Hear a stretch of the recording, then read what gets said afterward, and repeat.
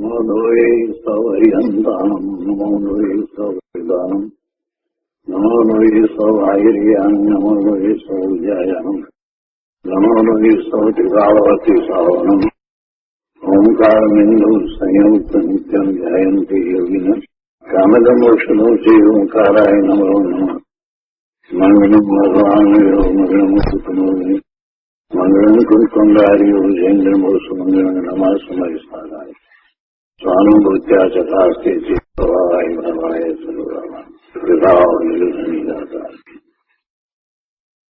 નિયમ સાર ભગવાન કુંદાચાર્ય રચિત નિયમ સાર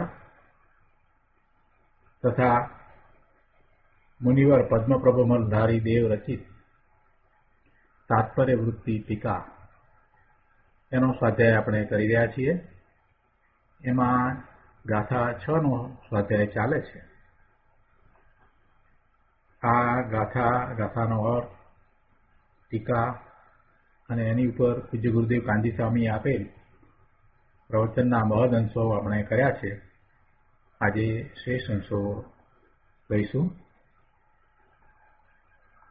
પ્રવચન રત્ન ચિંતામણી ભાગ 1, પારણ નંબર 86 ઉપર આપણે 18 દોષનું વર્ણન પૂરું કર્યું. તે પછીથી વિશેષ ખુલાસો કરે છે. 18 દોષ ઉપર પૂજ્ય ગુરુદેવ કાનજી સ્વામીએ જે વાત કરી એ આપણે બરાબર સમજ્યા છીએ. હવે છેલ્લા 2 પેરેગ્રાફમાં અહીંયા કહે છે કે હવે જરા વિશેષ ખુલાસો કરે છે. જે આ 18 દોષ છે એના સંબંધી મુનિવર જે વિશેષ ખુલાસો કરે છે એ ખુલાસો આપણે પહેલા 2 સ્વાધ્યાય પહેલા આપણે વાંચી ગયા છીએ. એ વખતે એનો સ્વાધ્યાય કર્યો છે. હવે ગુરુદેવ એ ખુલાસો જે કર્યો છે એને સમજાવે છે. મૂળ ખુલાસાની વાતમાં તો એ વાત આવી કે વિતરાગ સર્વજ્ઞને દ્રવ્ય ભાવ ઘાતી કર્મોનો અભાવ હોવાથી તેમને ભય, રોષ, રાગ, મોહ, શુભાશુભ, ચિંતા, ખેદ, મદ, રતિ, વિસ્મય, નિદ્રા તથા ઉદ્વેગ ક્યાંથી હોય. એટલે 11 વસ્તુને પહેલા જુદી પાડી અને એને માટે એનું કારણ આપ્યું કે એમને ઘાતી કર્મનો અભાવ છે એટલે એ હોતું નથી. ત્યાર પછીથી 2 બીજી વસ્તુ માટે પણ ખુલાસો એ આપ્યો. બીજી 2 વસ્તુ એટલે કે ક્ષુધા અને તૃષા, એને માટે પણ એ રીતે ખુલાસો આપ્યો કે એમને મોહનીય કર્મનો અભાવ છે. અસાતા વેદનીય કર્મ તો એમને નામ માત્ર છે અને મોહનીય કર્મનો તદ્દન અભાવ છે. તો એ સંયોગોમાં ક્ષુધા અને તૃષા ન હોય એની વાત કરી. એટલે 13 વસ્તુની એ રીતે વાત કરી. અને ત્યાર પછીથી 3 બીજા દોષ, જરા, રોગ અને પરસેવો હોતા નથી, એને માટે એ રીતે કારણ આપ્યું કે પવિત્રતાને અને પુણ્યને એવો સંબંધ હોય છે, અર્થાત ઘાતી કર્મોના અભાવને અને બાકી રહેલા અઘાતી કર્મોને એવો સહજ સંબંધ હોય છે કે વિતરાગ સર્વજ્ઞને જરા, રોગ અને પરસેવો હોતા નથી, કેમ કે એમને પરમ ઔદારિક શરીર હોય છે. એટલે એમ 16 નો ખુલાસો કર્યો. અને પછી છેલ્લા 2 જન્મ મરણ એ 2 દોષ માટે એ રીતે ખુલાસો કર્યો કે વળી કેવળી ભગવાનને ભવાંતરમાં ભવનું અંતર, એક ભવમાંથી બીજા ભવમાં જવાનું એવું કાંઈ થતું નથી. એટલે એવા ભવાંતરમાં જવા માટેના જે શુભ કે અશુભ ભાવો, એવા કર્મના બંધન હવે એમને રહ્યા નથી. એટલે દેહ વિલય થયા પછીથી એમને નવો જન્મ પ્રાપ્ત કરવાનો નથી. એટલે એમના મરણને મરણ કહેવાતું નથી અને હવે એમને નવો જન્મ નથી. આમ 18 નો વિશેષ ખુલાસો મુનિવર પદ્મપ્રભમલધારી દેવે કર્યો છે. અને એ ખુલાસો આપણે પહેલા સમજી ગયા છીએ. પણ આ ખુલાસો જે કર્યો છે એના ઉપર પૂજ્ય ગુરુદેવ કાનજી સ્વામીએ જે વિસ્તાર કર્યો છે એ આજે આપણે કરી રહ્યા છીએ. તો પ્રવચન રત્ન ચિંતામણી ભાગ 1, પારણ નંબર 86, ત્યાં છેલ્લા 2 પેરેગ્રાફમાં હવે આ વાત કરી છે. અહીંયા કહે છે કે વિતરાગ સર્વજ્ઞને દ્રવ્ય ભાવ ઘાતી કર્મનો અભાવ હોવાથી, એમ કરીને જે વાત કરી છે, 4 ઘાતી કર્મો છે ને એનો અભાવ છે. જ્ઞાનાવરણીય, દર્શનાવરણીય, મોહની અને અંતરાય આ 4 ઘાતી કર્મો છે. એનો તો એમને ક્ષય કર્યો છે. આ 4 દ્રવ્ય કર્મનો અને તેના ભાવ કર્મનો અભાવ હોવાથી એ કર્મનો પૂર્ણપણે ક્ષય થયો છે. એટલે એ 4 કર્મો જે દ્રવ્ય કર્મો અને ભાવ કર્મ એનો અભાવ હોવાથી વિતરાગ સર્વજ્ઞને આ 11 દોષ હોતા નથી. ભય, રોષ, રાગ, મોહ, શુભાશુભ ચિંતા, ખેદ, મદ, રતિ, વિસ્મય, નિંદ્રા તથા ઉદ્વેગ એ હોતા નથી. જેમણે 4 ઘાતી કર્મોનો નાશ કર્યો છે તેમને આવા 11 દોષ ન હોય એમ અહીંયા કહેવું છે.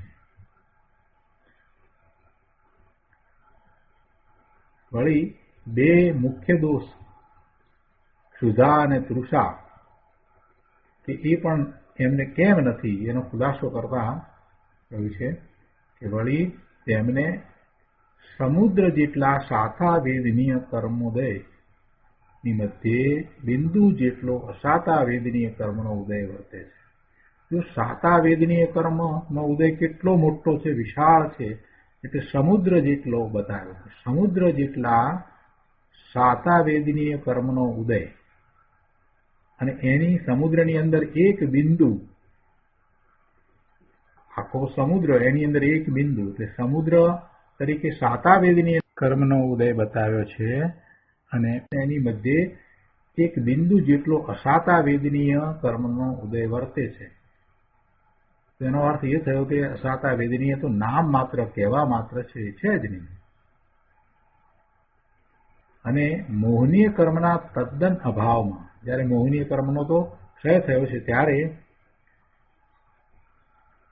હવે આ અશાતા વેદનીયનો ઉદય છે તેને કારણે લેશ માત્ર પણ ક્ષુધા કે તૃષા થતી નથી. ક્ષુધા કે તૃષાનું નિમિત્ત ક્યાંથી થાય? એટલે કે ન જ થાય.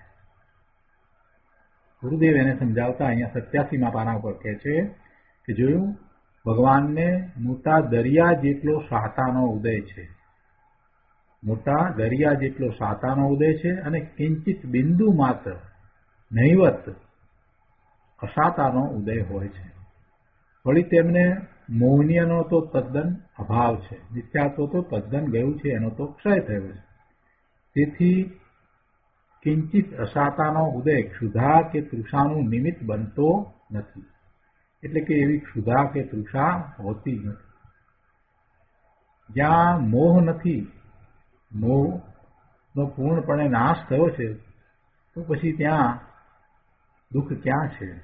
મોહનીયના અભાવમાં દુઃખની લાગણી હોઈ શકે નહીં. મોહનીય કર્મની દર્શન મોહનીય અને ચારિત્ર મોહનીય એમ 2 પ્રકારે પ્રકૃતિ હોય છે. અહીંયા તો દર્શન મોહનીય અને ચારિત્ર મોહનીય સંપૂર્ણપણે ગયું છે, એટલે કે એનો તો ક્ષય થયો છે. એટલે મોહનીય કર્મનો ક્ષય થયા પછીથી અશાતા વેદનીય કર્મ હોય તો પણ દુઃખની લાગણી હોઈ શકે નહીં.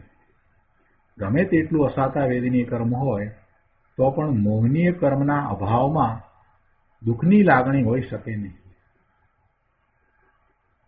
કેમ કે દુઃખની લાગણીમાં, દુઃખની જે લાગણી, જે અનુભવ જે છે એમાં પોતે પોતાના સ્વરૂપની બહાર પરનું લક્ષ કરી અને કાંઈક ઊંધી માન્યતા કરે છે તો એવા દુઃખનો અનુભવ થાય છે ને. એટલે મોહનીય કર્મનો ક્ષય થયો છે તો પછી એની ખોટી શ્રદ્ધા તો હવે કોઈ પણ પ્રકારે થતી નથી. એટલે જે દુઃખનું કારણ છે એ પોતાના વિશે નથી, એ તો સ્પષ્ટ છે. કેમ કે આત્માને તો કોઈ દુઃખનું કારણ છે જ નહીં. આત્મા તો અનંત ગુણોનો પિંડ છે અને એમાં એક પણ ગુણનું પરિણમન એવું તો થતું નથી કે જેને કારણે દુઃખ થાય. એટલે જે દુઃખનું કારણ માનવું અને એને કારણે પોતાને દુઃખ છે એવી જે માન્યતા, એ તો ઊંધી માન્યતા છે, ખોટી માન્યતા છે. શરીરમાં કોઈ પ્રકારે એ પીડા થતી હોય તો એ પીડા પોતાની છે એમ માનવું એ તો ઊંધી માન્યતા છે, ખોટી માન્યતા છે, એ મિથ્યાત્વ છે. હવે આવા મિથ્યાત્વનો નાશ થયો છે તો પછી એ કોઈ પણ અસાતા વેદનીના ઉદય વર્તતા હોય તો એથી એમને એ દુઃખનો અનુભવ ક્યાંથી થાય, દુઃખની લાગણી ક્યાંથી થાય? કે મોહનીયનો તો તદ્દન નાશ કર્યો છે. પ્રભુ તો પોતાના સ્વરૂપને વિશે બિરાજે છે. અને પહેલા જ કહ્યું કે એમને તો મોટા સમુદ્રની અંદર એક બિંદુ માત્ર જેટલો અસાતા વેદનીયનો ઉદય છે. આખો સમુદ્ર સાતા વેદનીયથી ભરેલો છે એમ કહીએ, અને એમાં એક બિંદુ સમાન અસાતા વેદનીય છે, એટલે અસાતા વેદનીય તો છે નહીં. અને છતાં પણ આ બીજી વાત પણ કરી કે મોહનીયનો પૂર્ણપણે નાશ થયો છે તો પછી હવે એમને દુઃખની લાગણી હોઈ શકે જ નહીં. એ વાત કરી છે કે અહીં તો જ્યાં અનંત ગુણા સાતા વેદનીય કર્મના ઉદય વર્તે છે તો તેની મધ્યમાં જે કહેવા માત્ર બિંદુ સમાન અસાતા વેદનીય કર્મ વર્તે છે તો ત્યાં પછી ક્ષુધા તૃષાની લાગણી ક્યાંથી હોય? જો બધી વાતને આપણે ન્યાયથી સમજવી જોઈએ. અહીંયા પણ આ ન્યાયથી સમજાવી છે. ભગવાનને નથી નથી એમ બોલી જઈએ એમ નહીં, પણ એને સમજવાની જરૂર છે. આ સમજતા આપણને ખ્યાલ આવે છે કે આપણને આ જે દુઃખનું કારણ છે એ તો મોહનીય કર્મ છે. મોહનીય કર્મના ઉદય સાથે આપણે જોડાઈએ છીએ એટલે મિથ્યાત્વ ભાવે આપણે અનેક પ્રકારે દુઃખને અનુભવીએ છીએ. વાસ્તવમાં જો એ મિથ્યાત્વ જાય તો પછી અસાતા વેદનીના ઉદય પણ આપણને દુઃખનું કારણ બનતા નથી. અસાતા વેદનીના ઉદય ભલે રહ્યા પણ એથી કંઈ આપણને દુઃખ થતું નથી. મોહનીય કર્મ જાય પછી એ સાતા વેદનીના કર્મ આપણને દુઃખી કરી શકતા નથી. એ વાત અહીંયા આપણને મુનિવરે સમજાવી છે. ક્ષુધા તૃષાના સદભાવમાં, ક્ષુધા અને તૃષાનો સદભાવ એટલે હોય તો ક્ષુધા તૃષાના સદભાવમાં અનંત સુખ, અનંત વીર્ય વગેરે ક્યાંથી સંભવે? ક્ષુધા અને તૃષાના સદભાવમાં એટલે ક્ષુધા અને તૃષા હોય તો એ વખતે અનંત સુખ અને અનંત વીર્ય ક્યાંથી સંભવે? એટલે કહેવાનો આશય એ છે કે જો ભગવાનને અનંત સુખ, અનંત વીર્ય, અનંત ચતુષ્ટય પ્રગટ થયા છે તો પછી આ ક્ષુધા તૃષા છે જ નહીં. એટલે વિતરાગ સર્વજ્ઞને ક્ષુધા તથા તૃષા હોતા નથી, અને ક્ષુધા નથી તો એમને કોઈ એવો કવલા આહાર પણ હોતો નથી. બધું તર્ક દ્વારા સમજાવ્યું છે, ન્યાયથી સમજાવ્યું છે. અહીંયા 87મા પાના ઉપર 5મા પેરેગ્રાફમાં ગુરુદેવ સમજાવે છે કે આનંદ મૂર્તિ પ્રભુ આત્મા અને વેદના મૂર્તિ એવું આ જળ શરીર. આનંદની મૂર્તિ એવો આ ભગવાન આત્મા અને આ વેદનાની મૂર્તિ એવું આ જળ શરીર. એ બેની વહેંચણીની જુદાઈની જેને ખબર નથી એ અજ્ઞાની જીવો ક્ષુધા તૃષાના રાગથી પીડાતા હોય છે. એ બેની વહેંચણીની જુદાઈની જેને ખબર નથી, એટલે કે એ બંને જુદા છે, ભિન્ન છે એવું જેને સમ્યક જ્ઞાન નથી, એવું જેને સમ્યક શ્રદ્ધાન નથી, એવા જીવો ક્ષુધા તૃષાના રાગથી પીડાતા હોય છે. પણ ભગવાનને એ કાંઈ હોતું નથી અને તેથી તેમને કવલા આહાર પણ હોતો નથી. કેવડીને આહાર ન હોય તો પછી એ લાખો કરોડો વર્ષો સુધી એમનું શરીર કઈ રીતે ટકે? આવો પ્રશ્ન થયો. આ વાત આવી એટલે કોઈને આવો પ્રશ્ન થયો કે કેવડી ભગવાન આહાર નથી તો પછી આ કરોડો વર્ષ સુધી એમનું શરીર ટકે કેવી રીતે? સિમંદર પ્રભુનું 1 કરોડ પૂર્વનું આયુષ્ય છે તો એ કેવી રીતે હોઈ શકે આહાર વિના? તો કહે છે કે કવલા આહાર વિના પણ તેમને, એટલે કે આ કેવડી ભગવાનને, આ તીર્થંકર ભગવાનને, હરિયન પરમેશ્વરને અન્ય મનુષ્યોને અસંભવિત એવા સુગંધિત સુરસવાળા સપ્ત ધાતુ રહિત, આ સપ્ત ધાતુ આપણને શરીરમાં જે બધી હોય છે ને એમાંની એક પણ નહીં, શ્લેષ્મ અને વીર્ય ને પ્રસિદ્ધ ને લોહી ને આ બધું જે છે ને એમાંનું એક પણ નહીં. એટલે કહે છે કે સુગંધિત સુરસવાળા અને સપ્ત ધાતુ રહિત પરમ ઔદારિક શરીર રૂપ નો કર્મ આહારને યોગ્ય સૂક્ષ્મ પૂદગળો પ્રતિક્ષણ આવે છે. એવા સૂક્ષ્મ પૂદગળો પ્રતિક્ષણ આવે છે અને તેથી શરીર સ્થિતિ રહે છે. પ્રભુની શરીર સ્થિતિ એમ રહે છે. પ્રભુ તો પોતે પોતાનામાં રહ્યા છે, પણ જે શરીર સાથે રહ્યા છે એ શરીર વિશે અહીંયા તો આ વાત કરી કે એમનું હવે કેવળ જ્ઞાન થયા પછીથી પરમ ઔદારિક શરીર થયું છે, અથવા તો તીર્થંકર છે તો જન્મથી પરમ ઔદારિક શરીર લઈને આવ્યા છે. તો એવા પરમ ઔદારિક શરીર રૂપ આ સૂક્ષ્મ પૂદગળો પ્રતિક્ષણ આવે છે અને એ સામાન્ય મનુષ્યોને હોય એવા નથી. એ તો સુગંધિત છે, સુરસવાળા છે અને સપ્ત ધાતુ રહિત છે. એવા સૂક્ષ્મ પૂદગળો પ્રતિક્ષણ આવે છે અને તેથી શરીર સ્થિતિ રહે છે. સાતાને લઈને આવા રજકણો કેવડીને નિરંતર આવ્યા જ કરે છે અને તેથી શરીર ટકે છે. તો આ રીતે આ સુધા અને તૃષાની વાત કરી, એનો વિસ્તારપૂર્વક ખુલાસો કર્યો. એ રીતે 13 થયા અને હવે બીજા 3 દોષની વાત કરે છે. એનો વિસ્તારપૂર્વક ખુલાસો કરે છે કે શરીરમાં રહેવા છતાં ભગવાનને જરા એટલે વૃદ્ધાવસ્થા, રોગ અને પરસેવો હોતા નથી. એ વાત હવે કહે છે. મુનિવરે એમ કહ્યું કે વળી પવિત્રતાને અને પુણ્યને એવો સંબંધ હોય છે, પવિત્રતાને અને પુણ્યને એવો સંબંધ હોય છે, અર્થાત ઘાતી કર્મના અભાવને અને બાકી રહેલા અઘાતી કર્મને એવો સહજ સંબંધ હોય છે કે વિતરાગ સર્વજ્ઞને તે બાકી રહેલા અઘાતી કર્મોના ફળરૂપ પરમ ઔદારિક શરીરમાં વૃદ્ધાવસ્થા, રોગ અને પરસેવો હોતા નથી. ઘાતી કર્મનો તો અભાવ થયો છે અને અઘાતી કર્મો રહ્યા છે. તો એ જે ઘાતી કર્મનો અભાવ અને બાકી રહેલા અઘાતી કર્મો, એનો આ સંબંધ દર્શાવ્યો છે કે અઘાતી કર્મો જે બાકી રહ્યા છે અને એ ઘાતી કર્મો નથી જ્યારે ઘાતી કર્મોનો સદંતર અભાવ થયો છે, એવી સ્થિતિમાં અઘાતી કર્મો કઈ રીતે વર્તે છે એ અહીંયા સમજાવ્યું છે. ઘાતી કર્મના અભાવની દશામાં સંપૂર્ણપણે ઘાતી કર્મોનો અભાવ વર્તે છે. એ વખતે ઘાતી કર્મોનું કઈ રીતે વર્તવું હોય છે તો કહે છે કે પરમ ઔદારિક શરીર એમનું હોય છે અને એમાં એ રોગ કે વૃદ્ધાવસ્થા કે પરસેવો હોતા નથી. ગુરુદેવ ઉદાહરણ દ્વારા એને સમજાવે છે. ગુરુદેવ કહે છે કે આ હીરા મૂકવાના ડાબલા જુદી જાતના હોય છે. હીરા રાખવામાં આવે તો એની ડબ્બી જે હોય છે, અથવા તો એવા હીરાના દાગીના જે રાખવામાં આવે એની ડબ્બી હોય છે ને, એ કંઈક સ્પેશિયલ પ્રકારની હોય છે, જુદી જાતની હોય છે, વિશિષ્ટ પ્રકારની હોય છે. એ કંઈ કોથળામાં નથી રાખવામાં આવતા.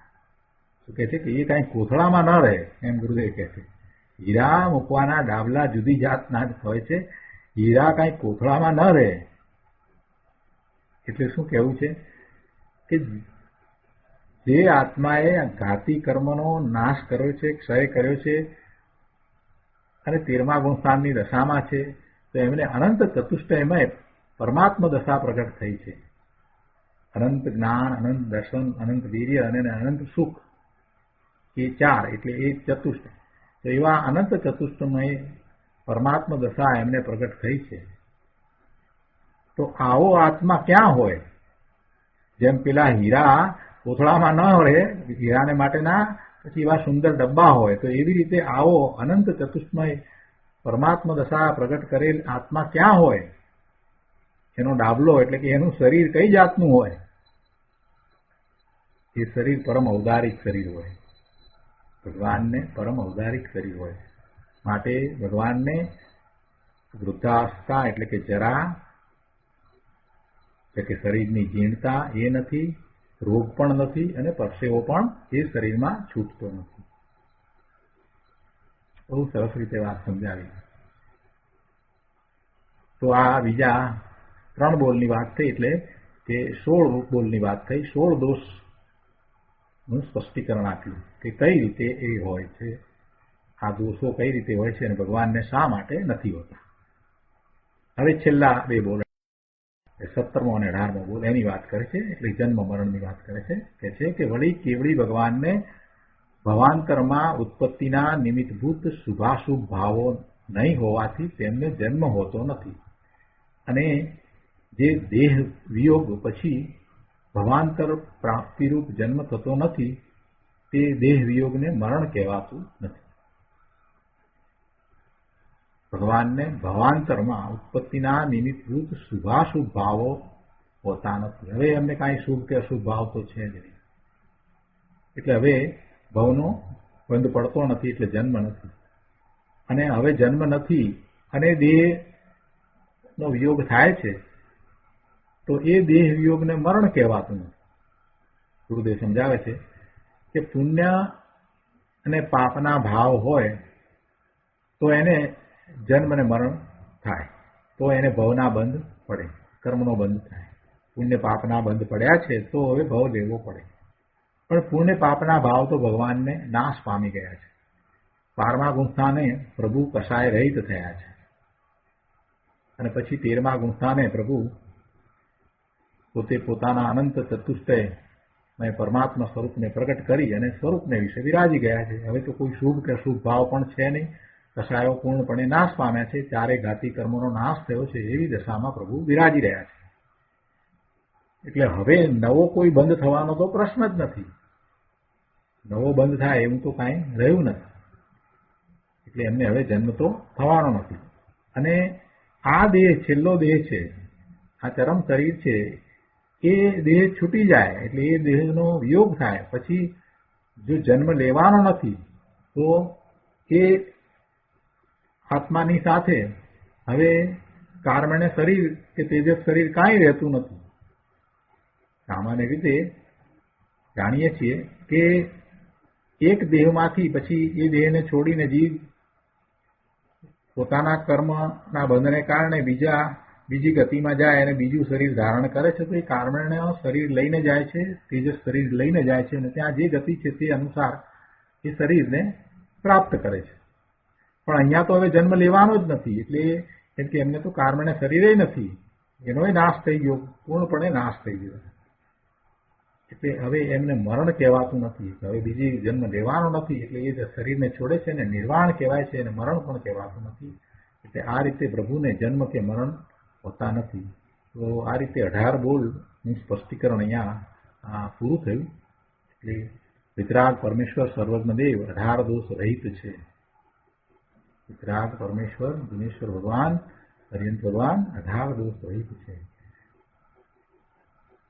હવે આ વાત પછીથી મુનિવર આ પ્રકારે જે વાત મૂકી એના સમર્થનમાં બીજી વાત કરે છે. એટલે કહે છે કે નિયમસારમાં પાના નંબર 15 ઉપર અહીંયા કહે છે કે એ જ રીતે અન્ય શાસ્ત્રોમાં ગાથા દ્વારા કહ્યું છે કે એમ કહી અને 2 ગાથા કહે છે.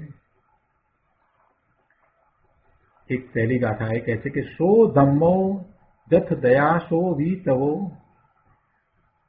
વિષયણી ગહો જથ 10 8 દોષ રહ્યો સો દેવો નતથી સંદેહો. શું છે એનો અર્થ? આ ગાથાનો અર્થ છે કે તે ધર્મ છે જ્યાં દયા છે, તે ધર્મ છે જ્યાં દયા છે, તે તપ છે જ્યાં વિષયોનો નિગ્રહ છે, તે દેવ છે જે 18 દોષ રહિત છે. આ બાબતમાં સંશય નથી. એટલે આ શાસ્ત્રની ગાથા દ્વારા શું સમજાવ્યું કે પ્રભુ તો 18 દોષ રહિત હોય છે, અને એમાં ધર્મની પણ વ્યાખ્યા કરી, તપની પણ વ્યાખ્યા કરી, અને દેવની વ્યાખ્યા કરી કે જે 18 દોષ રહિત હોય છે અને એમાં કોઈ સંશય નથી. આનો વિસ્તાર જરા આપણે ગુરુદેવ પાસેથી સમજીએ. ગુરુદેવે સરસ વિસ્તાર કર્યો છે. ગુરુદેવ અહીંયા કહે છે, પ્રવચન રત્ન ચિંતામણી ભાગ 1 88મા પાના ઉપર અહીંયા ચોથા પેરેગ્રાફમાં કહે છે કે શું કહે છે કે તે ધર્મ છે જ્યાં દયા છે. તે ધર્મ છે જ્યાં દયા છે. ગુરુદેવ કહે છે કે આ દયા એટલે શું? આ દયા એટલે શું? એ દયા એ કહો છો તો એ દયા એટલે કહે છે કે ભગવાન આત્માની દશામાં રાગની વિકલ્પની ઉત્પત્તિ ન થાય એવી જે અહિંસા તે દયા છે અને તે ધર્મ છે. શું કહ્યું? ભગવાન આત્માની દશામાં રાગની વિકલ્પની ઉત્પત્તિ ન થાય એવી જે અહિંસા તે દયા છે અને તે ધર્મ છે. ધર્મ એને કહીએ કે જ્યાં રાગની ઉત્પત્તિ નથી. રાગની ઉત્પત્તિ તે હિંસા છે, અધર્મ છે. આ વાતને સમજવાની જરૂર છે. જો પોતે પોતાના સ્વભાવ ભાવે પરિણમે, પોતે પોતાના સ્વભાવ ભાવે પરિણમે તો રાગની ઉત્પત્તિ થતી જ નથી. પોતે પોતાના સ્વભાવ ભાવે પરિણમે તો રાગની ઉત્પત્તિ થતી જ નથી. પણ પોતે પોતાના સ્વભાવ ભાવે નહીં પરિણમતા પરનું લક્ષ કરીને રાગ ભાવે પરિણમે છે. ભલે એ શુભ ભાવ હોય તો પણ એ રાગ જ કહેવાય. પરનું લક્ષ કરી અને રાગ ભાવે પરિણમે છે તો પોતાના સ્વભાવ ભાવનો એમાં ઘાત થાય છે. પોતાના સ્વભાવ ભાવનો એમાં ઘાત થાય છે. પોતે જ્ઞાન આનંદ સ્વભાવી ભગવાન આત્મા છે અને એનું પરિણમન પોતાના ગુણોના પરિણમનને કારણે નિર્મળ એકરૂપ છે. હવે એવા ભાવે નહીં પરિણમતા એ પોતાના સ્વરૂપથી ચ્યુત થઈ અને બહારમાં પરનું લક્ષ કરી અને રાગ ભાવે થાય તો પોતાના સ્વભાવ ભાવનો તો ઘાત થયો ને, અને એ હિંસા છે. એટલે કે એવો જે રાગ શુભ ભાવ હોય તો પણ શુભ કે અશુભ ભાવે થવું એ પોતાના સ્વભાવ ભાવની હિંસા છે. અને કૃપાળુ દેવે પણ એને ભાવ મરણ કહ્યું છે. એટલે અહીંયા એ વાત લીધી છે કે આત્માની દશામાં જે રાગની ઉત્પત્તિ થઈ એનો અર્થ એ થયો કે એને હિંસા છે, પોતાના સ્વભાવ ભાવની હિંસા થઈ. એટલે જો રાગ ભાવની ઉત્પત્તિ થતી જ નથી, રાગની વિકલ્પની ઉત્પત્તિ થાય નહીં તો એના પોતાના સ્વભાવ ભાવે એ પરિણમે છે અને એ સાચી અહિંસા છે અને એ દયા છે. અને એ દયા તે ધર્મ છે, એ અહિંસા તે ધર્મ છે. ધર્મ એને કહીએ કે જ્યાં રાગની ઉત્પત્તિ નથી, એટલે કે પોતાના સ્વભાવ ભાવનો ઘાત થતો નથી. રાગની ઉત્પત્તિ તે હિંસા છે, અધર્મ છે. અને અહિંસા એને કહીએ કે જ્યાં પોતાના સ્વભાવ ભાવનો ઘાત થતો નથી. તે પોતાના સ્વભાવ ભાવે પરિણમે છે તો રાગની ઉત્પત્તિ થતી નથી. એ જ દયા છે, એ જ અહિંસા છે. ને એ અહિંસા પરમો ધર્મ. અહિંસા પરમો ધર્મ જે કયો છે એ આ અહિંસા પરમો ધર્મ છે. આ જે અત્યારે વર્તમાનમાં જે ઊંધું ચલાવી રહ્યા છે ને, જીવો અને જીવવા દો, એવું કઈ જૈન ધર્મની અંદર છે જ નહીં. કેમ કે જીવવા દો એમ કહેવું એટલે કે બીજાને તમે જીવવા દો. પેલો તમારા કારણે જીવશે કે એના પુણ્યને કારણે જીવશે? એવું એનું પુણ્ય છે તો એ ગમે તેવા સંયોગોમાં પણ જીવી જશે. કે તમારો જીવાડો જીવે છે કે તમારો માર્યો મરે છે એવું તો છે નહીં. એનું આયુષ્ય છે તો જીવે છે. બીજાને જીવવા દો એમ કહેવામાં તો કેટલું અભિમાન ભર્યું છે. તમે કોણ એને જીવવા દેવા વાળા? એ તો એના પોતાના કારણે જીવે છે. કોઈ પણ જીવ જીવે છે અને કોઈ પણ જીવ કાંઈ પણ પ્રાપ્ત કરે છે તો એમાં તમારો ઉપકાર છે. જીવોને જીવવા દો આમ કહો છો ત્યારે જરાક સમજો તો ખરા. આ બધા લઈને બેઠા છે અને અહીંયા યુએસએમાં તો આખું એને એક સ્લોગન બનાવી દીધું છે. જૈનાવાળાએ પણ અંદર નીચે સ્લોગન તરીકે લખેલું છે, જીવો અને જીવવા દો. સાથે ઇંગ્લિશમાં પણ એનું ભાષાંતર મૂક્યું છે. જરાક તો સમજો, જરાક. અરે આ આવું મોટું અભિમાનનું વાક્ય તમે લખીને બેઠા છો, કાંઈ અક્કલ ચલાવો. આવું હોય? તમે એને જીવવા દેવા વાળા, કોઈ પણ જીવને જીવવા દેવા વાળા તમે. કોઈ ઇન્દ્ર કે નરેન્દ્ર કે નાગેન્દ્ર કોઈ પણ કોઈનું કાંઈ બગાડી શકતો નથી કે કોઈ કોઈનું કાંઈ સુધારી નથી શકતો. એક દ્રવ્ય બીજા દ્રવ્યનું કાંઈ કરી નથી શકતું. આટલી બધી દ્રવ્યની સ્વતંત્રતા છે.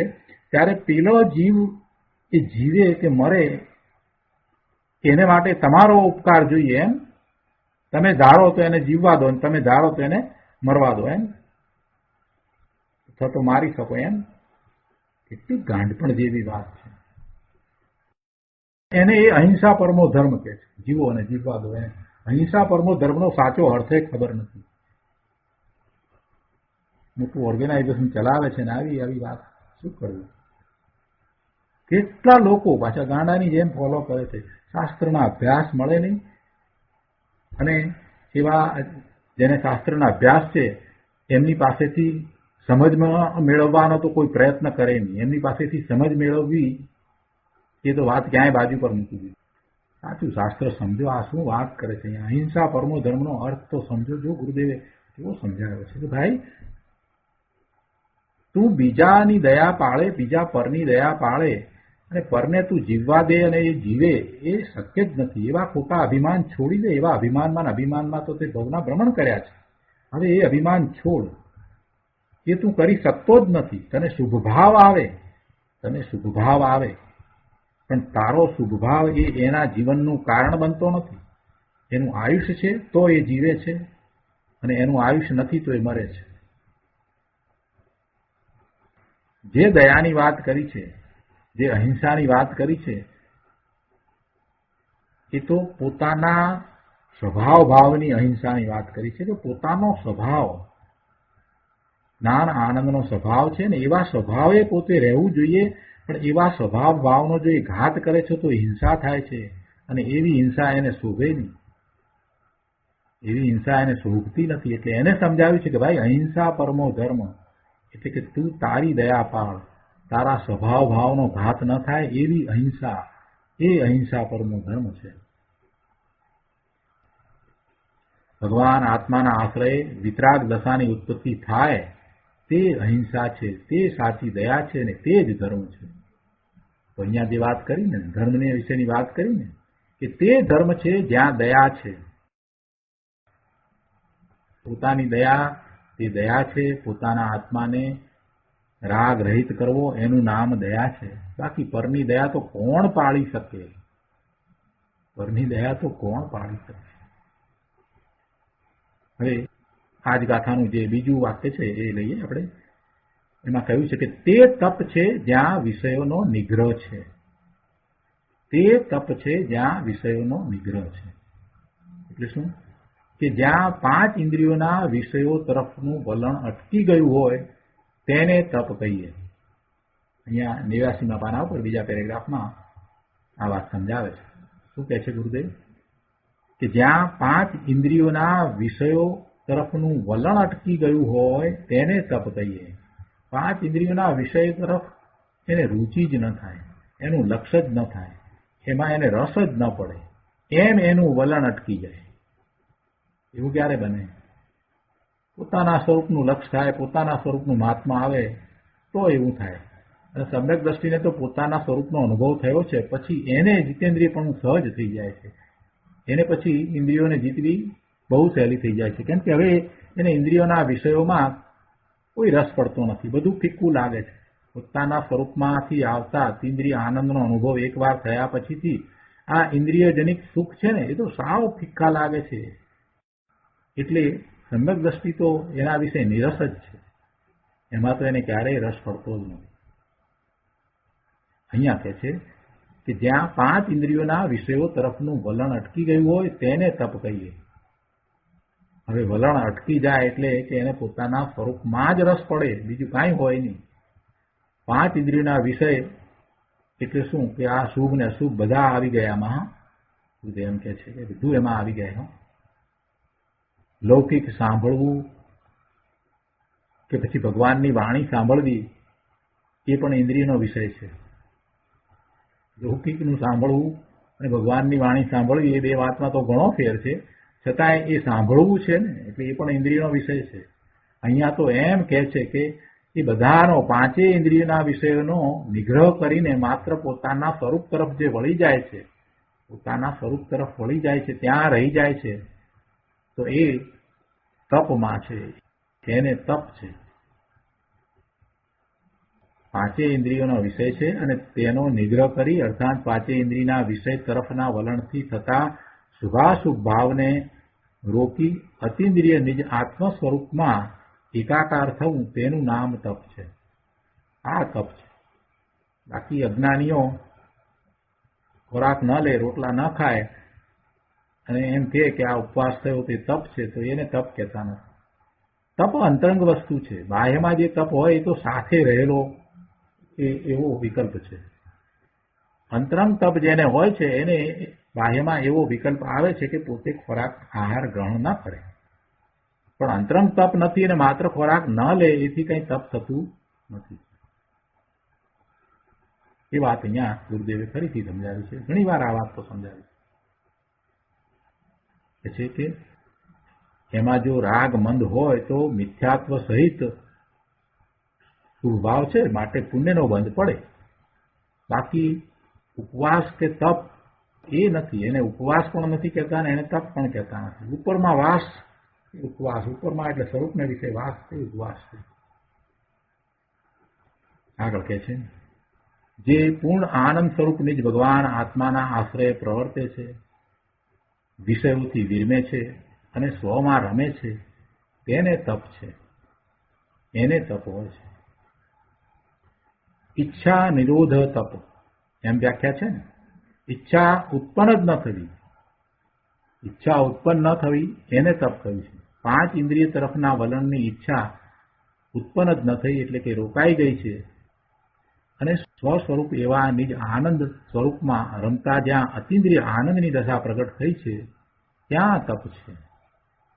જેમાં અતિન્દ્રિય આનંદનો સ્વાદ આવે, ભોગવટો થાય. અતિન્દ્રિય આનંદનો સ્વાદ આવે, અતિન્દ્રિય આનંદનો ભોગવટો થાય, તેને તપ કહેવામાં આવે છે. તો ખાસ અહીંયા આ વાત ગુરુદેવે ઉમેરી છે. જ્યાં અતિન્દ્રિય આનંદની દશા પ્રગટ થઈ છે ત્યાં તપ છે એમ તો કહ્યું, પણ છતાંય એક વિશેષ વાત અહીંયા ફરીથી ઉમેરી છે કે જેમાં અતિન્દ્રિય આનંદનો સ્વાદ આવે, ભોગવટો થાય, તેને તપ કહેવામાં આવે છે.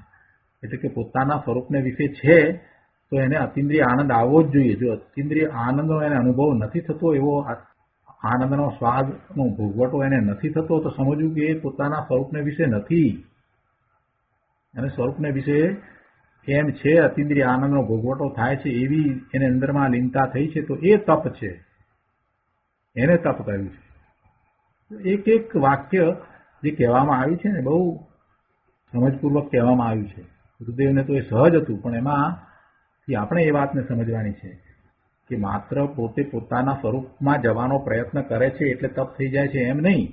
પોતાના સ્વરૂપની એને પ્રાપ્તિ થઈ છે, સ્વરૂપમાં એ રહ્યો છે, ત્યાં લીનતા કરીને રહ્યો છે એમ દર્શાવવું છે. એટલા માટે ગુરુદેવે અહીંયા શબ્દો મૂક્યા છે કે જેમાં અતિન્દ્રિય આનંદનો સ્વાદ આવે, ભોગવટો થાય, તેને તપ કહેવામાં આવે છે. આટલું બધું સ્પષ્ટ તો કર્યું છે. સ્વરૂપને વિશે એકાગ્રતા એવી થાય કે ત્યાં ને ત્યાં એ લીનતા કરીને રહે, ત્યારે એને તપ થાય. તો આ બે વાત. અને ત્રીજી વાત શું છે આ ગાથાની? કે તે દેવ છે જે 18 દોષ રહિત છે. એટલે મૂળ વાત તો મુનિવરને આ કહેવી હતી. આજે આ ગાથા લીધી એમાં મૂળ વાત તો મુનિવરે આ કરવી છે કે શાસ્ત્રમાં બીજે આ પ્રકારની ગાથા છે કે જેમાં આ વાત આવે છે કે જે 18 દોષ રહિત છે તે જ દેવ છે. એટલે આ ગાથા એમણે પસંદ કરીને એમાં આ બે વાત આપણે લીધી. મૂળ ત્રીજી વાત આ છે કે તે દેવ છે જે 18 દોષ રહિત છે. વાત તો આ સિદ્ધ કરવી છે. દેવ એને કહીએ જેને 18 દોષ હોતા નથી. અને આ બાબતમાં સંશય નથી, આમાં ક્યાંય સંદેહને સ્થાન નથી. તો આ રીતે આ ગાથા કહેવામાં આવી. હવે આના પછી મુનિવરે એક બીજો શ્લોક લીધો છે કે છે કે શ્રી વિદ્યાનંદી સ્વામીએ આ શ્લોકમાં કહ્યું છે કે એમ કરી અને એક બીજો શ્લોક પણ એમણે લીધો છે. તો આપણે એ શ્લોક પણ લઈએ નિયમસારમાં. અહીંયા બીજો શ્લોક છે. અભિમત ફલ સિદ્ધેર વ્યુપાય સુબોધ સ સચ ભવતી સુશાસ્ત્રાસ્તસ્ય ચ ઉત્પત્તિરાપાપ્ત ઇતિ ભવતી સ પૂજ્યસ્ત પ્રસાદાત પ્રબુદ્ધૈ ન હિ કૃતમ ઉપકારમ સાધવો વિસ્મરંતિ. આ શ્રી વિદ્યાનંદ સ્વામીએ આ શ્લોક કહ્યો છે. એનો અર્થ થાય છે કે ઈષ્ટ ફળની સિદ્ધિનો ઉપાય સુબોધ છે. ઈષ્ટ ફળની સિદ્ધિનો ઉપાય સુબોધ છે. એનો અર્થ એ કે મુક્તિની પ્રાપ્તિનો ઉપાય સમ્યક જ્ઞાન છે. ઈષ્ટ ફળ શું છે? પોતાનું પૂર્ણ શુદ્ધ સ્વરૂપ પ્રગટ કરવું, એટલે કે મુક્તિ. તો એનો ઉપાય શું છે? તો કે સુબોધ. સુબોધ એટલે સમ્યક જ્ઞાન. સુબોધ એટલે સમ્યક જ્ઞાન છે. ઈષ્ટ ફળની સિદ્ધિનો ઉપાય સુબોધ છે એમ કહો કે પછી એમ કહો કે મુક્તિની પ્રાપ્તિનો ઉપાય સમ્યક જ્ઞાન છે. એ બંનેનો અર્થ એક જ છે. આગળ કહે છે કે સુબોધ સુશાસ્ત્રથી થાય છે. પહેલા તો એ કહ્યું કે મુક્તિની પ્રાપ્તિનો ઉપાય સમ્યક જ્ઞાન છે અથવા તો ઈષ્ટ ફળની સિદ્ધિનો ઉપાય સુબોધ છે. તો પછી એ સુબોધ કેવી રીતે થાય છે? તો કહે છે કે સુબોધ સુશાસ્ત્રથી થાય છે. સુબોધ સુશાસ્ત્રથી થાય છે. એટલે કે બીજી રીતે કહીએ તો સમ્યક જ્ઞાન સુશાસ્ત્રથી થાય છે. અને સુશાસ્ત્ર કઈ રીતે છે? તો કહે છે કે સુશાસ્ત્રની ઉત્પત્તિ આપ્તથી થાય છે. સુશાસ્ત્રની ઉત્પત્તિ આપ્તથી થાય છે. આપ્તની વાણી છે તે સુશાસ્ત્ર છે. માટે તેમના પ્રસાદને લીધે આપ્ત પુરુષ બુદ્ધજનો વડે પૂજવા યોગ્ય છે. આપ્તની વાણી એ એમનો પ્રસાદ થયો. એને લીધે એ આપ્ત પુરુષ જે છે એ બુદ્ધજનો વડે પૂજવા યોગ્ય છે. બુદ્ધજનો એટલે જ્ઞાની છે, એના વડે એ પૂજવા યોગ્ય છે. અર્થાત મુક્તિ સર્વજ્ઞ દેવની કૃપાનું ફળ છે અને એવું મુક્તિ એ સર્વજ્ઞ દેવની કૃપાનું ફળ હોવાથી સર્વજ્ઞ દેવ જ્ઞાનીઓ વડે પૂજનીય છે. જ્ઞાનીઓ વડે પૂજનીય શા માટે છે? કેમ કે એ જ્ઞાન પ્રાપ્ત કર્યું છે, એમને સમ્યક જ્ઞાન થયું છે અને મુક્તિના માર્ગે એ છે, તો એનું કારણ સર્વજ્ઞ દેવ છે. એટલે સર્વજ્ઞ દેવનો એ ઉપકાર છે અને એવા ઉપકારને એવા જ્ઞાની સાધુ પુરુષો સજ્જનો ભૂલતા નથી. એવા ઉપકારને એ મહાપુરુષો ભૂલતા નથી. હવે આનો વિસ્તાર ગુરુદેવે જે કર્યો છે એ પણ આપણે લઈએ. આ પણ બહુ સરસ વિદ્યાનંદજીનો શ્લોક છે, એ પણ બહુ સરસ શ્લોક છે અને એમાં પણ મૂળ વાત ઉપર તો આપણને એ વાત ઉપર જ લઈ ગયા કે સર્વજ્ઞ દેવ છે તે પૂજનીય છે.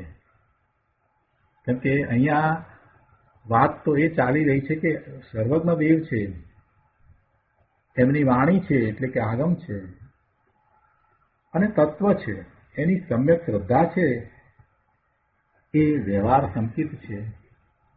એ વાત આપણે શરૂ કરી છે. તેમાં સર્વજ્ઞ દેવ વિશેની વાત અત્યારે બધી ચાલી રહી છે.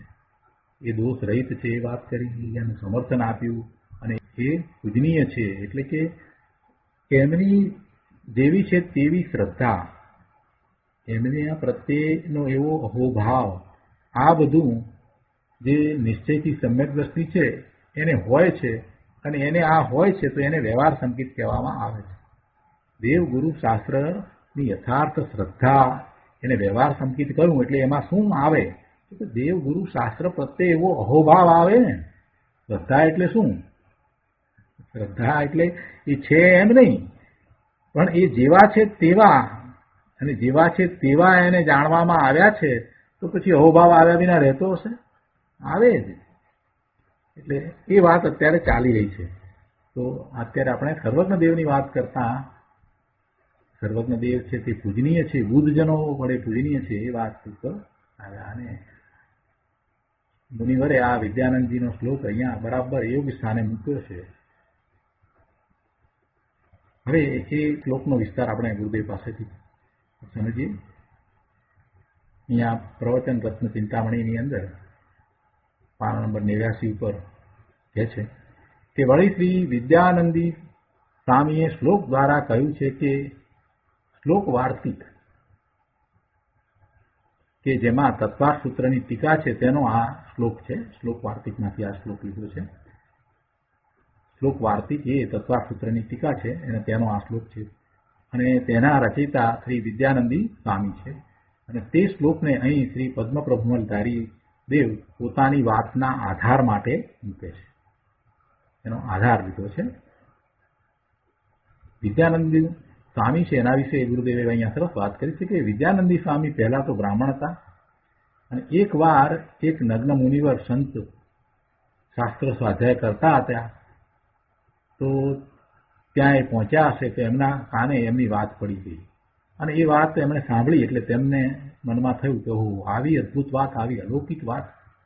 અને પછી એ અંદર ગયા, એ મુનિવર પાસે ગયા અને પછી એમની પાસેથી વિશેષ જ્ઞાન પ્રાપ્ત કર્યું અને પછી એવા ભાવ થયા એટલે પોતે પણ સાધુ થઈ ગયા. મૂળ પોતે ગૃહસ્થ બ્રાહ્મણ હતા અને પછી નગ્ન દિગંબર મુનિ થયા, સમર્થ મુનિમાં થયા અને તેમણે સંસ્કૃતમાં મોટું શ્લોક વાર્તિક રચ્યું છે. એટલે કે આ તત્વાર્થ સૂત્રની ટીકા એમણે સંસ્કૃતમાં રચી છે અને એમાંનો આ વિદ્યાનંદી સ્વામીનો આ શ્લોક છે એ અહીંયા મુનિવરે લીધો છે. એમાં જે વાત આવી એ આપણે લઈએ. 90મા પાના પર અહીંયા કહે છે કે શું કહ્યું છે કે ઈષ્ટફળની સિદ્ધિનો ઉપાય સુબોધ છે. ઈષ્ટ એટલે મોક્ષ માર્ગ અને તેનું ફળ એટલે મુક્તિ. ઈષ્ટ એટલે મોક્ષ માર્ગ અને તેનું ફળ એટલે મુક્તિ. એટલે ઈષ્ટ ફળની સિદ્ધિનો ઉપાય એમ કહ્યું એટલે મોક્ષનો ઉપાય એમ કહીએ તો ચાલે. શું છે? સુબોધ છે. આત્મા સર્વ દુઃખથી મુક્ત થઈ અને પૂર્ણ આનંદને પામે તેનું નામ મુક્તિ છે. આ ઈષ્ટ ફળની સિદ્ધિનો ઉપાય એટલે કે મુક્તિનો ઉપાય સુબોધ છે. સુબોધ એટલે સમ્યક જ્ઞાન છે. સુબોધ સમ્યક જ્ઞાન છે. અહીં મુક્તિનો ઉપાય જ્ઞાન છે એમ કહ્યું છે, સમ્યક જ્ઞાન છે. પ્રશ્ન થયો કે તો પછી સમ્યક દર્શન કેમ ન આવ્યું? સમ્યક દર્શન ક્યાં ગયું? ગુરુદેવે એનું સમાધાન આપ્યું છે કે સમ્યક જ્ઞાન કહ્યું તો એમાં એ આવી ગયું, કેમ કે બે સાથે જ હોય છે. સમ્યક જ્ઞાન સમ્યક દર્શન સાથે જ હોય છે. પણ જ્ઞાનની પ્રધાનતાથી અહીં વાત કરવામાં આવી છે એટલે સુબોધ એમ કહ્યું છે એટલે કે સમ્યક જ્ઞાન ને મુક્તિનો ઉપાય કહેવામાં આવ્યો છે. પણ એમાં સમ્યક દર્શન સાથે આવી જાય છે. શુદ્ધ નય અનુસારે આ ચીજ છે એમ શુદ્ધ આત્માનું ભાન થતાં એની પ્રતીતિ થવી એ સમ્યક દર્શન છે. માટે છે તો બંને જ્ઞાન અને દર્શન બંને સાથે જ છે. એટલે અહીંયા ભલે એમ કહેવામાં આવ્યું હોય સુબોધ શબ્દનો અર્થ સમ્યક જ્ઞાન કરવામાં આવ્યું પણ બંને સાથે જ છે. માત્ર એટલું જ કે જ્ઞાનની મુખ્યતા વડે કહેવામાં આવ્યું છે.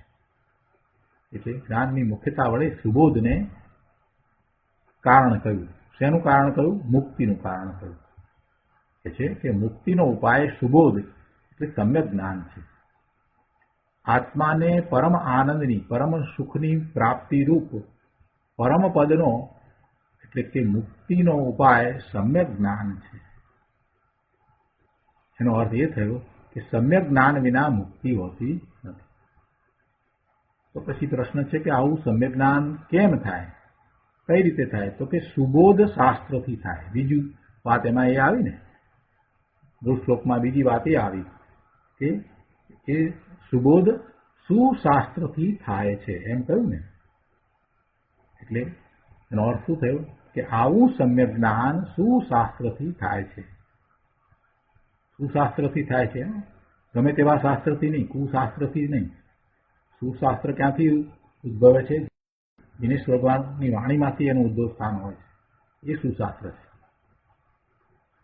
આ વાત કરી એટલે કોઈએ પ્રશ્ન કર્યો કે આપ એક તરફ એમ કહો છો કે શાસ્ત્રથી જ્ઞાન થાય નહીં ને અહીંયા પાછું આ શું શાસ્ત્રથી સમ્યક જ્ઞાન થાય છે? શાસ્ત્રથી જ્ઞાન થાય નહીં એટલે શાસ્ત્રથી સમ્યક જ્ઞાન થાય નહીં એમ કહો છો. બુદ્ધે કહે છે કે ભાઈ શું અપેક્ષા છે તે સમજવી જોઈએ ને. અહીંયા કઈ અપેક્ષાથી વાત ચાલે છે એ અપેક્ષાથી વાતને સમજવી જોઈએ ને. સિદ્ધાંત પ્રમાણે વાત એમ જ છે કે શાસ્ત્રનું જ્ઞાન છે એ દ્રવ્યસ્વરૂપ છે અને એને પોતે અંતરમાં ભાવસ્વરૂપ તો પ્રગટ કરવાનું છે. એટલે જ્યારે પોતાને એવું જ્ઞાન થાય છે તો એ જ્ઞાન પોતાને પોતાથી થાય છે, પણ એ વખતે આ શાસ્ત્ર છે તે નિમિત્ત છે કે ભાઈ અહીં શું અપેક્ષા છે તે સમજવી જોઈએ. અહીં તો આ તો નિમિત્ત નૈમિતિક સંબંધ સિદ્ધ કરે છે.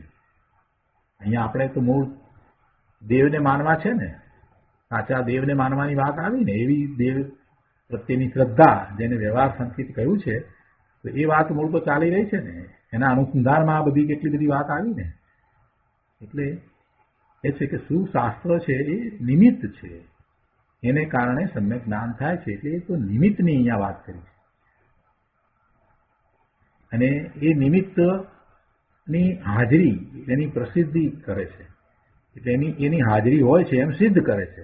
જ્યારે સમ્યક જ્ઞાન થાય છે ત્યારે આવા નિમિત્ત હોય છે, શાસ્ત્રનું નિમિત્ત છે, તો એનો અર્થ એ થયો કે એ વખતે શાસ્ત્ર હતું, એ એની પ્રસિદ્ધિ સિદ્ધ કરે છે. કેમ કે નિમિત્ત એ જ હોય, એટલે કે નિમિત્ત છે તે ઉચિત નિમિત્ત જ હોય. જ્યારે સમ્યક જ્ઞાન થાય ત્યારે એવું જેમાં જ્ઞાન હોય એવું જ કંઈક નિમિત્ત હોય. ભગવાનની વાણી નિમિત્ત હોય કે શાસ્ત્ર નિમિત્ત હોય કે પછી ગુરુનો એવો ઉપદેશ નિમિત્ત, પણ કાંઈ કુશાસ્ત્ર નિમિત્ત ન હોય. એટલે અહીંયા જે વાત કરી છે તે એ અપેક્ષાથી વાત લેવાની છે કે સુબોધ છે તે સુશાસ્ત્રથી થાય છે. એટલે કે સમ્યક જ્ઞાન છે તે સુશાસ્ત્રથી થાય છે. સુશાસ્ત્રની ઉત્પત્તિ ક્યાંથી થાય છે? હવે ત્રીજી વાત આવી તો કે સુશાસ્ત્રની ઉત્પત્તિ આપ્તથી થાય છે. આપ્તના વચનો છે એ જ દિનવાણી છે, એ જ સુશાસ્ત્ર છે. સાચા શાસ્ત્રની ઉત્પત્તિ સર્વજ્ઞ વિતરાગ પરમેશ્વરથી થાય છે એમ કહેવું છે. આપ્ત એટલે હિતને માટે માનવા લાયક આવા જે આપ્ત સર્વજ્ઞ પરમાત્મા છે તેમનાથી શાસ્ત્રની ઉત્પત્તિ થાય છે. જો શાસ્ત્રની ઉત્પત્તિ ભગવાનથી થાય છે એમ અહીંયા કહ્યું, એમાં નિમિત્ત નૈમિતિક સંબંધ દર્શાવ્યો છે. ખરેખર એમ નથી. શાસ્ત્ર શાસ્ત્રના કારણે રચાય છે અને એમાં ભગવાનની વાણી છે એમ કહીએ છીએ તો વાણી પણ વાણીના કારણે છે, પણ એવો નિમિત્ત નૈમિતિક સંબંધ છે. દિનેશ્વર ભગવાનની વાણીમાં જે પરમ સત્ય પ્રકાશ્યું છે, જે જ્ઞાન પ્રકાશ્યું છે, એ જ આ શાસ્ત્રમાં હોય છે. એટલે શું શાસ્ત્રો સર્વજ્ઞ પરમાત્માના કહેલા છે એમ કહે છે. ખરેખર પૂર્ણ વિતરાગ સર્વજ્ઞ પરમેશ્વરને ઓમકાર ધ્વનિ સર્વાંગ ઉઠે છે. સર્વાંગ એટલે પોતાના આખા શરીરમાંથી ઉઠે છે. ભગવાનની તો એમાં ઈચ્છા નથી. ભગવાનને તો પોતાના સ્વરૂપને વિશે સ્થિરતા છે, છતાંય આવો ઓમકાર ધ્વનિ સર્વાંગ પોતાના પોતે જે શરીર સાથે રહ્યા છે એમાંથી ઉઠે છે. અને આવા સર્વજ્ઞ પરમાત્માથી સુશાસ્ત્રની ઉત્પત્તિ થાય છે એ આ રીતે કહ્યું છે. કેમ કે એ ઓમકાર ધ્વનિ ઉઠે છે અને એને કારણે ધનંદર ભગવાન એ ઓમકાર ધ્વનિ સાંભળીને પોતે જ્ઞાનની પ્રાપ્તિ કરે છે અને એવા આગમોની રચના કરે છે. એટલે એનો અર્થ શું થયો કે સર્વજ્ઞ પરમાત્માથી સુશાસ્ત્રની ઉત્પત્તિ થઈ. હવે આગળ કહે છે કે માટે તેમના પ્રસાદને લીધે આપ્ત પુરુષ બુદ્ધજનો વડે પૂજવા યોગ્ય છે. એટલે શું? અહીં 91માં પાના ઉપર દર્શાવ્યું છે કે એવા આપ્ત પુરુષની આ વાણી જેમાં રહી છે એવા શાસ્ત્ર જે સમ્યક જ્ઞાન છે, એ સુબોધ છે અને જેને કારણે મુક્તિ પ્રાપ્ત થાય છે. એટલે એવા આપ્ત પુરુષ, એવા દિનેશ્વર ભગવાન એ જ્ઞાનીઓ દ્વારા પૂજનીય છે. અહીંયા 91માં પાના પર કહે છે કે મતલબ મુક્તિ માર્ગ અને મુક્તિ આપ્ત પુરુષના પ્રસાદનું ફળ છે. અને તેથી જ આપ્ત પુરુષ 18 દોષ રહિત અરિહંત પરમાત્મા બુદ્ધજનો વડે પૂજવા યોગ્ય છે. બુદ્ધજનો વડે કેમ કહ્યું? કે મૂંઢજનોને તો એનું ભાન નથી. બુદ્ધજનો વડે જ પૂજવા યોગ્ય હોય ને, એમને જ જ્ઞાન થયું છે એટલે એમની દ્રષ્ટિમાં જે પૂજનીય દેખાય ને, જેમને શાસ્ત્રનો અભ્યાસ નથી કર્યો એને તો ભગવાનની કિંમત ક્યાંથી થાય? એ ભગવાનને શું સમજે? ભગવાનના પુરુષાર્થને, ભગવાનની વાણીને અને ભગવાને જે જ્ઞાન પ્રકાશ્યું છે એને મૂંઢ શું સમજવાનો? જે જ્ઞાન દ્વારા, સમ્યક જ્ઞાન દ્વારા મોક્ષના માર્ગમાં છે એ પ્રભુને સમજે છે. એટલે બુદ્ધજનો વડે પ્રભુ પૂજવા યોગ્ય છે. આગળ કહે છે કે આપ્ત પુરુષ હિતને માટે માનવા લાયક એવા સર્વજ્ઞ પરમેશ્વર કે જેમને આત્માની રિદ્ધિ સિદ્ધિ પૂર્ણ પ્રગટ થઈ ગઈ છે તે જીનવાણી એટલે સુશાસ્ત્રનું નિમિત્ત છે અને સુશાસ્ત્ર સમ્યક જ્ઞાનમાં નિમિત્ત થાય છે અને તેથી જ્ઞાનથી મુક્તિ થાય છે. આવો વ્યવહાર છે અને એ વ્યવહારને અહીંયા દર્શાવ્યો છે અને એ રીતે અહીંયા નિમિત્ત નૈમિતિક સંબંધ પણ હોય છે એ પણ દર્શાવ્યું છે. આગળ કહે છે કે એકલા જ્ઞાનને મુક્તિનું કારણ કહ્યું તો પછી દર્શન, ચારિત્ર અને તપ ક્યાં ગયા? આવો પ્રશ્ન થાય છે. આ બધું પણ હોવું જોઈએ ને. ગુરુદેવ કહે છે કે ભાઈ એ એમાં આવી ગયા. અહીંયા જયારે સમ્યક જ્ઞાન કહ્યું છે તો એમાં એ સમ્યક જ્ઞાન તો અહીંયા કહેવામાં કથનની મુખ્યતાથી કહ્યું છે પણ એમાં એ બધા આવી ગયા. પોતાના આત્માનું જે જ્ઞાન છે, જો એ વાતને પણ અહીંયા ગુરુદેવે સિદ્ધ કરી છે. કઈ રીતે આવી ગયા? પોતાના આત્માનું જે જ્ઞાન છે તે આત્મજ્ઞાનમાં દર્શન, ચારિત્ર અને ઈચ્છાના નિરોધરૂપ તપ આદિ બધા આવી જાય છે. કેમ કે તે બધી જ્ઞાનની દશાઓ છે. એ જ્ઞાનથી કઈ જુદી દશા તો નથી. દર્શન અને ચારિત્ર એ જ્ઞાનથી જુદા છે. દર્શન, ચારિત્ર અને તપ એ કઈ જ્ઞાનથી જુદા નથી. એ બધી જ્ઞાનની દશાઓ છે. એ કઈ રાગની દશા નથી. એટલે તો જ્ઞાન માત્ર ભગવાન આત્માને કહ્યો ને, એટલા માટે તો અનંત ગુણ હોવા છતાં જ્ઞાન માત્ર કેમ કહ્યો? એટલા માટે તો કહ્યો. અનંત ગુણ જે છે એ જ્ઞાનમાં આવે છે અને એ કઈ જુદા નથી. જ્ઞાનથી જુદા છે. જ્ઞાનની દશા જે છે એની અંદર એ બધું જણાય છે, અનુભવમાં આવે છે. જે અનુભવવા યોગ્ય છે તે અનુભવમાં આવે છે, જણાવવા યોગ્ય છે તે જણાય છે. એટલે બધું છે એટલે તો જ્ઞાન દ્વારા જ થાય છે. આવું સમ્યક જ્ઞાન સુબોધ સુશાસ્ત્રથી એટલે એવા ભગવાનની વાણીથી થાય છે અને સુશાસ્ત્રની ઉત્પત્તિ ભગવાનથી થાય છે. માટે કહે છે કે તેમના પ્રસાદને લીધે આપ્ત પુરુષ બુદ્ધજનો વડે પૂજવા યોગ્ય છે. અર્થાત મુક્તિ સર્વજ્ઞ દેવની કૃપાનું ફળ હોવાથી તે બુદ્ધજનો વડે પૂજનીય છે.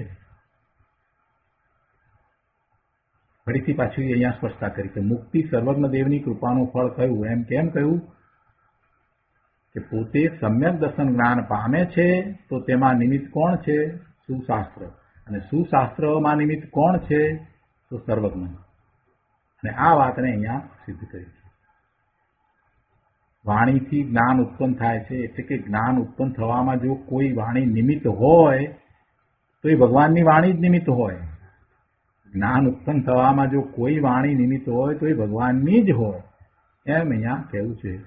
અને તે વાણી ભગવાનથી ઉત્પન્ન થાય છે એમ વ્યવહારથી કહેવાય છે. તો ભગવાન વાણીના કર્તા છે? પાછો ફરીથી કોઈને પ્રશ્ન થયો તો શું ભગવાન વાણીના કર્તા છે? ભગવાન છે માટે વાણી નીકળે છે? ના, એમ નહીં.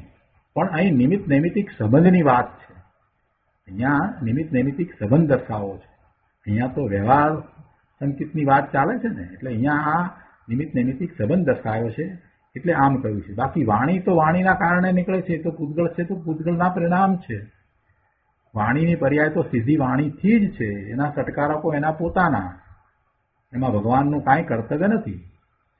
પણ એવી ઓમકાર ધ્વનિ વાણીમાં સર્વજ્ઞ દેવ જ નિમિત્ત હોય છે. ઓમકાર ધ્વનિમાં નિમિત્ત સર્વજ્ઞ દેવ જ હોય છે. જેમને કેવળ જ્ઞાન થયું છે એ જ એમાં નિમિત્ત છે.